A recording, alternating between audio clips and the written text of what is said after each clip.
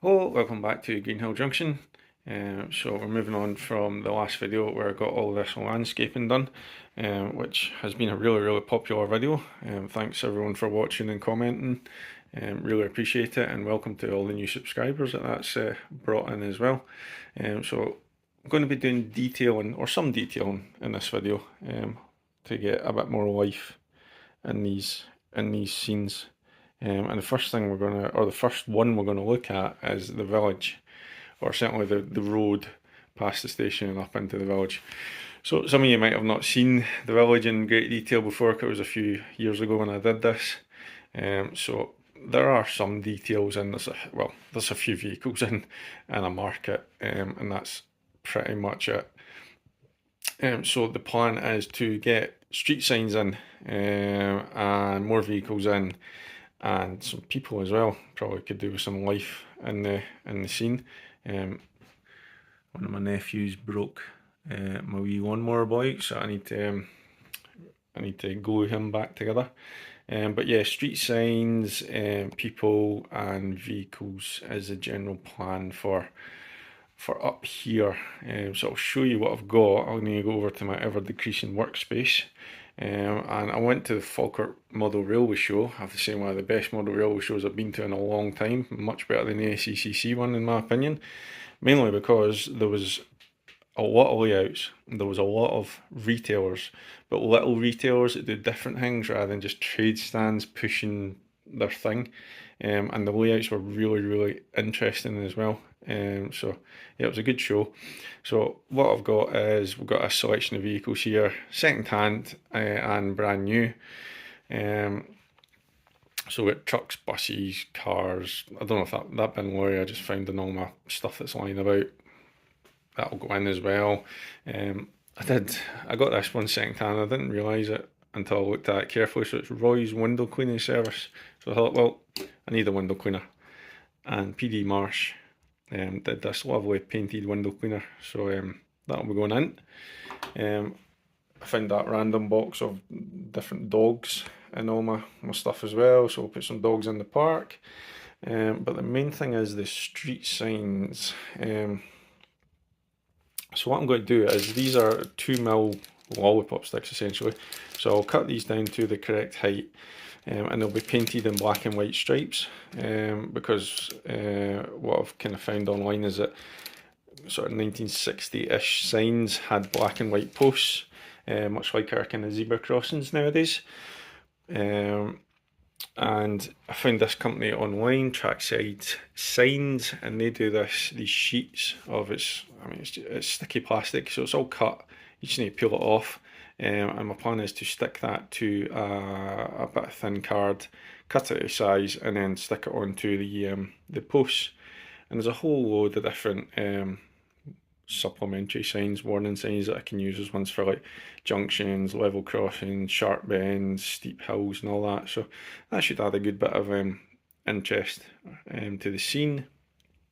The other thing I wanted was bus stops. So again, I found this company online, Eagle One Model Rail Signs, and got this. And this is on thicker card. So all I need to do is cut these out, the bus stop signs and the timetables, and again stick them to the posts. But that's ideal, and I like the little detail of the timetables. That's pretty cool. Another company I found, which I've actually bought a few things off of, and you'll see that in particular the farm scene, is this Shed Ring Hobbies. Hope I said that right. And they do these little packs of pre-painted detail, and they're not very expensive. I think they were about £5, £6, £7 depending on what you bought. So I've got some whiskey barrels here, and the idea is that they will probably go on that truck for them being delivered to the pub. And there's whiskey planter barrels basically, and they'll again go near the pub and the cafe just to add a wee bit of something to that scene. So we'll get on with the signs first. Yeah, I need to get people as well. And I think I'm just going to go for the more expensive people. because the bulk packs you get from eBay or Amazon, they're just horrendous. They really are terribly painted. I don't have the patience to paint it myself, so I think I'm going to go with PD Marsh do a few packs and Bachman do a few packs. So I'm just going to gradually get 1 or 2 packs a month, just to get the population up. But we'll crack on with the signs first, and get them in, and then we can place the vehicles and see how much of a difference that makes. Right, welcome back. And what a difference a few details make. This has went from a ghost town to quite a busy, I would say interesting town station scene. And I'll take you through the whole scene, but we'll start down at the station. So we've got the various cars, trucks and things put in place. The two on the slope are actually just held in with a bob of blue tack underneath them, because I didn't see the point in having detail on both flats and nothing on the slope. It would just make the two scenes look disconnected. So that's how they are staying there. I'll take you down to the signs. So there is one of the road signs, and as I said, that's just a lollipop stick chopped to size, and then all I've done is taken a small paintbrush and very carefully painted bands of black and white onto the posts.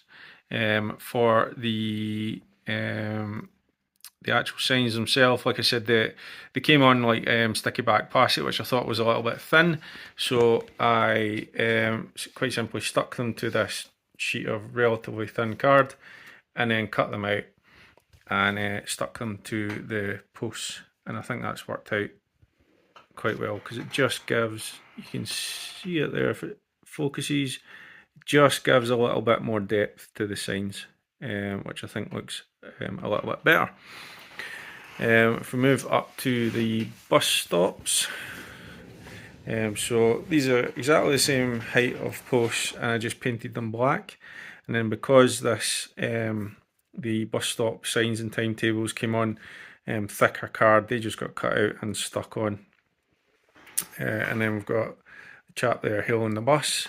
That's a P&D Marsh model. In fact, most of the people you're going to see are P&D Marsh models, because quite honestly I like them the best. And you get the bus coming into the bus stop. So if we work our way along, got these two chaps have missed their bus, so they're just sitting waiting for the next one to come along. Up the ramp with the two cars magically staying in place via blue tack, and then up into the village itself. So I'll pan back actually so you can see the village, and you'll see there's a lot more going on. Don't get me wrong, the population still needs extended, but it's getting there. So if we come back down, start at the pub. So I placed those whiskey barrel planters around the pub just to give it a bit more of a nice country pub feel. And you've got Jack and Victor there waiting to go in. Any still game fans will know exactly who Jack and Victor are. I've come back, I've got the truck turning into the pub with the whiskey barrels on it. Again, I didn't want to have every vehicle just, going along its lane, so, make it look as alive as you can with models. So that's turning in, the bus is turning into the bus stop, being hailed by the guy, and then the truck is going into the goods yard. More on the goods yard in a bit, I'm just doing one scene at a time. And again, we've got signs, so that is a give way sign. And this one, sorry to keep panning you around, but the details all over the place, or in different places rather, not all over the place. That one is a steep slope ahead sign. Again, just strategically placed signs, so that's a give way. We've got a bus stop there. There's a bus stop here with a chap patiently waiting at it. This is probably one of my favourite bits. This is, if you remember, the van was Roy's window cleaning, and there's Roy up doing his job. Another PD Marsh model, the window cleaner that is. And I just love that. I don't know why. It just tickles me. And if we move through the scene, and we've got a father and daughter waiting to cross at the crossing. Got the coal truck coming down to the yard. A couple of cyclists just coming down the pavement. Another P&D Marsh model. Again, really nice, and I think that was about a tenner for the two of them. So just adds another wee bit of interest. And then we've got the sign warning for the level crossing ahead. Bin truck got shoved in there. And I decided to give the park a bit of life as well. So we've got the people sitting, enjoying a nice day in the park, and then the dogs running about playing in the park as well. So that's the village scene. I'm not going to say completed, but that's this village scene, certainly detailed, and I think you'll agree it looks much more alive now, much more interesting as well to look at. But I think I'm okay for vehicles. I don't want to make it look too busy. And I've got enough street signs and bus stops in, but I need more people. I need, particularly if I can find some sort of children playing to go in the play park, that would be good. And just a few more people wandering about. People in the market would be good, and in the pub and in the cafe at the other end. But yeah, so that's the village, and I will take you on to the goods yard, and I'll show you what I've got, and it's kind of going to be a before and after for the goods yard and for the farm. Right, next bit we need to look at is the yard, the goods yard, whatever you want to call it. Needs to be made to look a bit busier and a bit more productive. First thing is, can't get any more vehicles in, because as you know, I like my Tunnocks van sitting there, and the Tunnocks van isn't double O gauge. I don't know what gauge it is or what scale it is even, but it's definitely not double O gauge, because I've got a 4-axle articulated truck here that I've been given, and you can see the size difference there, and that's not too good. So truck's going to have to find another home. That can stay there, because on its own, sitting next to the railway stock, it actually doesn't look that bad, and you can get away with it.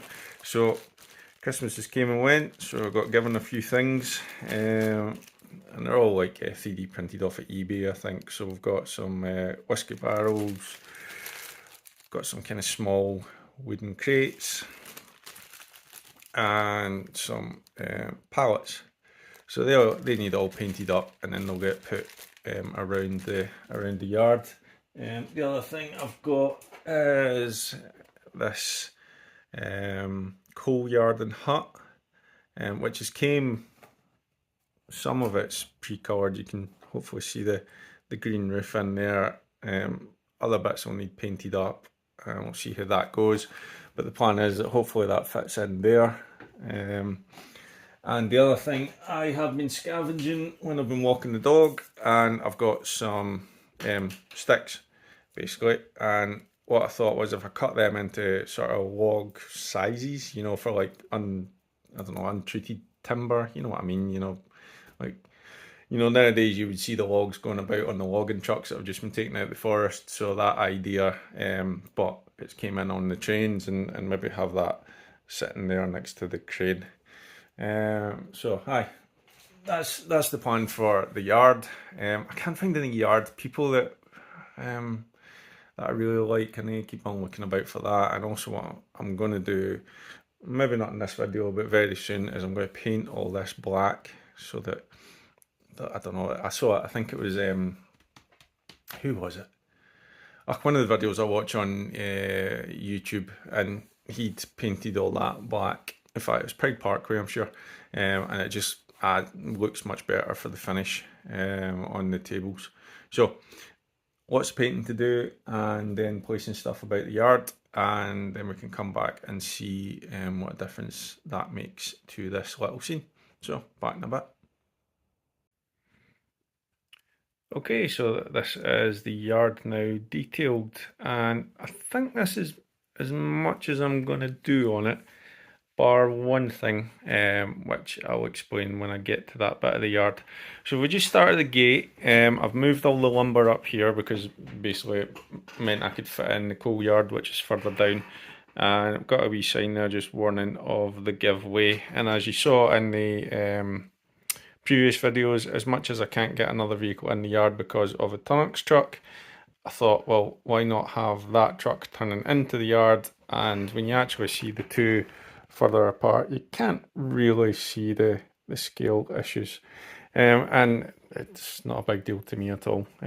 So that's what we've got. So that is the cut up twigs, just cut them into size, and yeah, they look like logs and the scale, which is great, especially sitting next to the empty coal truck there.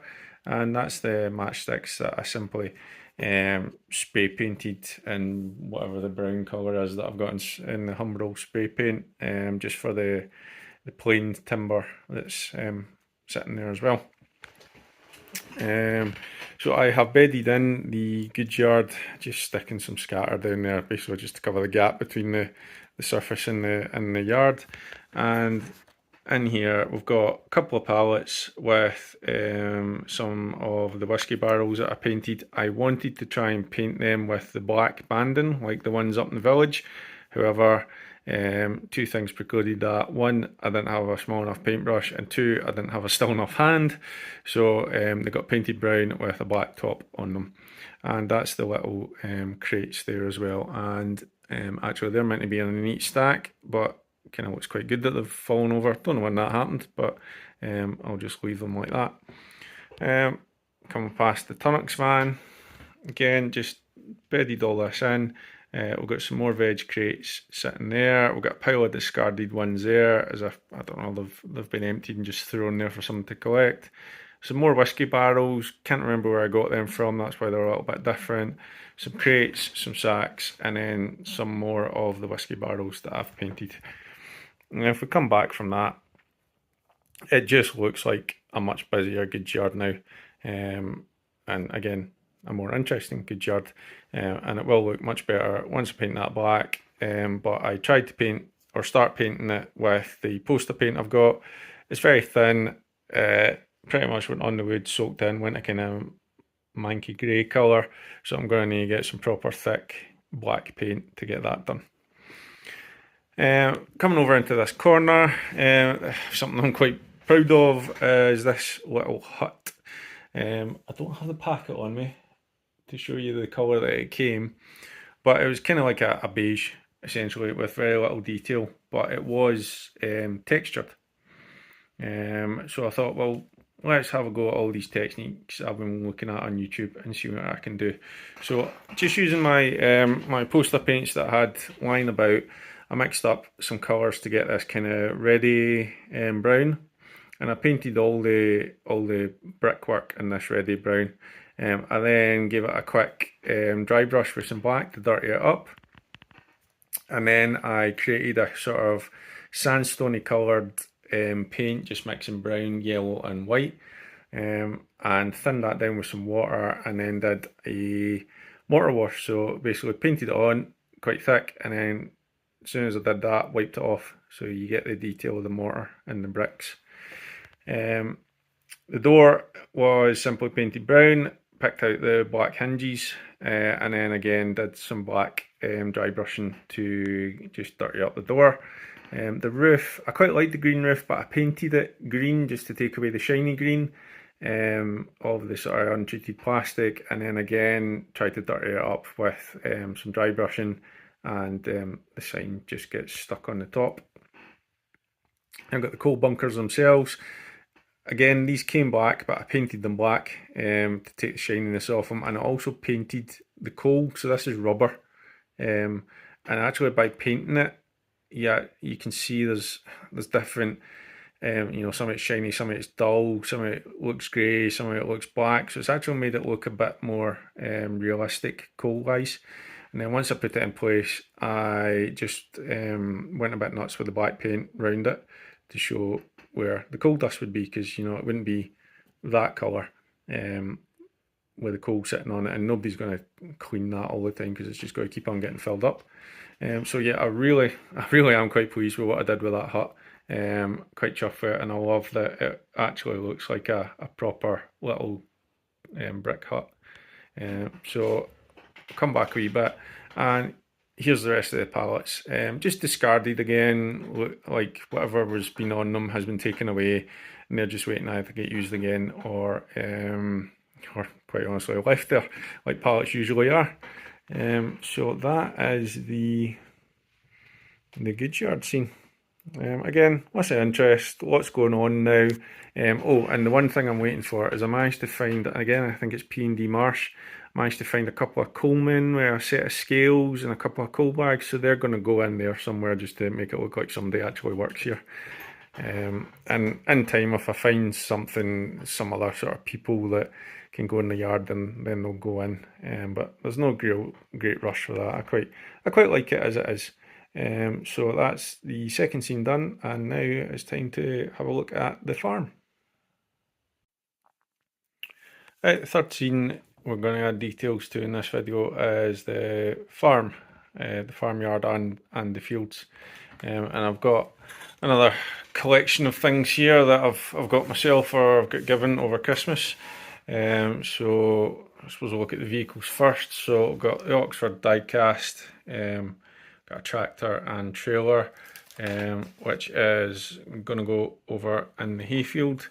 And I've also got an Oxford diecast HGV, which I think is going to go in the yard and either just be kind of leaving the yard with some stuff on it, or maybe leaving the yard empty or something like that. I'll figure that out in time. Again, from the folk at Model Railway Show, I got some stuff from Shed Ring Hobbies.